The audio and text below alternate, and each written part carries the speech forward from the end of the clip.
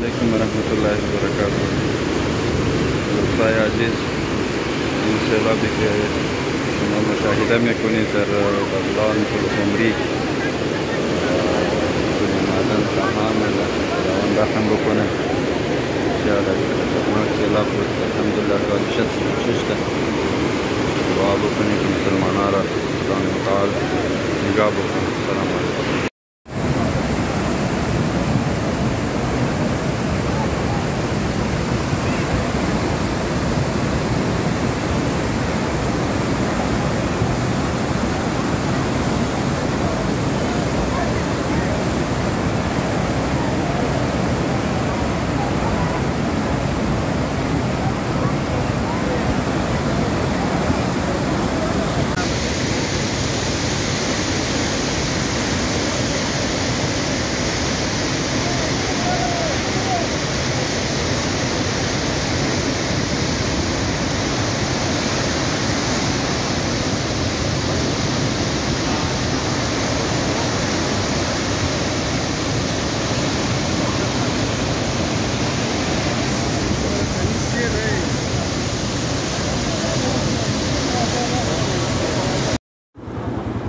دوستان عزیز، این هم سیل امروزی فلول، یعنی بسته داخل شهر سیل لغت کرده. فلول نصفش سیل برد.